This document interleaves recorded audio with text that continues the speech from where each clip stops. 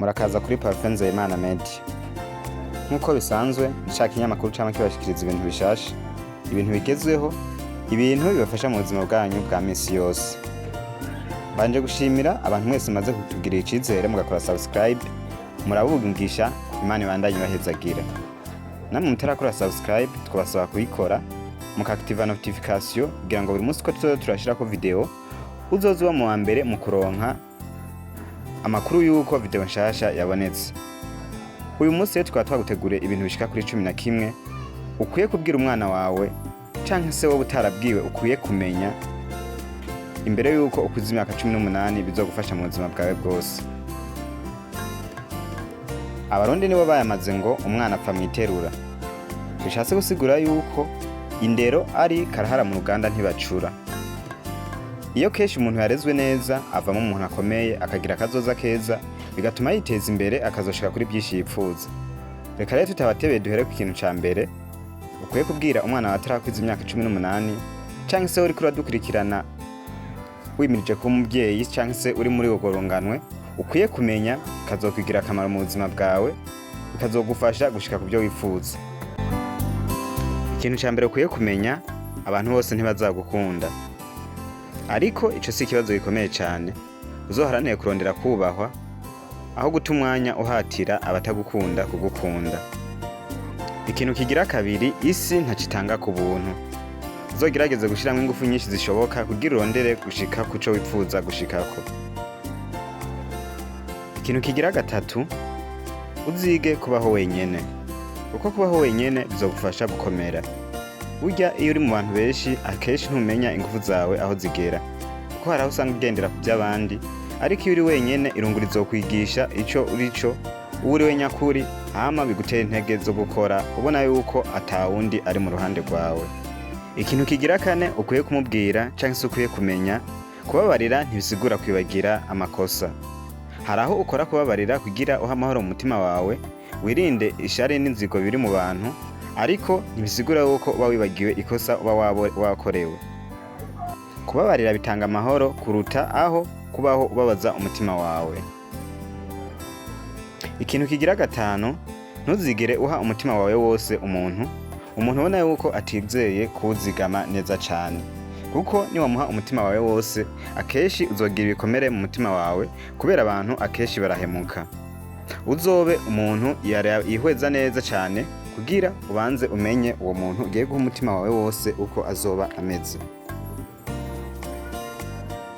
Ikintu kigira gatandatu, uzige kuba wewe ubwawe. Ntuzobe uhinduka kubera abantu, kuko umuntu yaba ugukunda neza nyakuri ntazoraba ngo nuko wahindutse, ahubwo azogukundira uwo uriwe ataco urinze guhindura kugira agukunde. Nyumviriza neza mwana wanje, imbuga ngurukana bumenyi sibwo buzima nyakuri. Ntuzigeranye n'abandi, kuko ushobora gusanga wihenze ukishira ku rugero utariko, ukaza gusanga ubuzima bwawe wabugize uko utariko. Ibyo byoshobora kugutera kwiyanka ugasanga umubiri wawe wayanse wishingiye ku byo ubonye hirya no hino hatandukanye. Niyo mpamvu ukwiye kuba wowe ubwawe ukitaho ibyawe, hama ukabandanya uharanira iterambere ryawe n'akazoza kawe utekanye.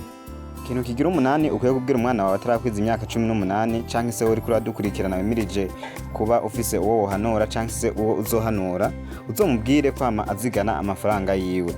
Naho coba 1000 canke se 500 uzoyazigame, kubera burya mu buzima ubwigenge bw'umuntu buhera kuba ufise ico wimariye, kuba ufise ibyo ushobora kwifasha utarinze gusabiriza abandi. Ibyo biguha kugira icubahiro, bikaguha kwifasha utarenze kuboneka yuko uri kurasabiriza hirya no hino. Ikintu kigira 9 ukwiye kubwira umwana wawe canke se ukwiye kumenya, ntuzugerageze kunezereza abantu bose. Kuko kunezereza abantu bose biragoye, bikugora kubishikako. Baho wewe ubwawe, ahubwo ntubeho kubwo ubuzima bw'abandi. Ikintu kigira 10 ukwiye kumenya cyo gufasha mu buzima, papa wawe na mama wawe ntibazokwamaho. Nyumviriza neza, uri w'agaciro, urakomeye, niyo mpamvu ukwiye kumviriza impanuro zabo mu gihe bakiriho. Urafise amahirwe yo gushobora gushika ku byo wifuza byose, naho woba uva mu muryango atanakimwe mufise. Urazokwama uzirikana rero impanuro baguha mu gihe baba bakiriho kugira bizoshobore kugufasha mu buzima bwawe. ikintu kigira 11 cyo gufasha mu buzima cy'impanuro ukwiye kubwira umwana wawe cyangwa se ukakimenya ukazokibwira abandi, uzokwame usenga Imana yo nyambere mu buzima bwacu. Imana niyo idufasha byose, Imana niyo iduha icyo dufise cyose, Imana niyo ituzigama kandi niyo iduha gushika ku byo tuba twifuza byose. Bazokwame ushira Imana imbere kuko niyo yakuremye kandi niyo izoguha gushika ku byo wifuza byose.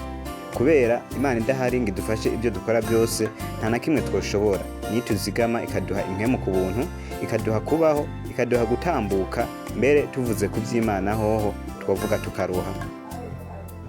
Nizere yuko rero izi mpanuro 11 tuguhaye zagufashije ari z'agaciro kuri wewe. Wibukere kudukora subscribe, like na comment na share, usangize mugenzi wawe, inshuti yawe, umuryango wawe, abavyeyi bakunda abana babo n'abandi bose bakeneye izi mpanuro. Ibyo byiza uzumvirije ukazigumiza ko wewe wenyene, sangiza umugenzi wawe.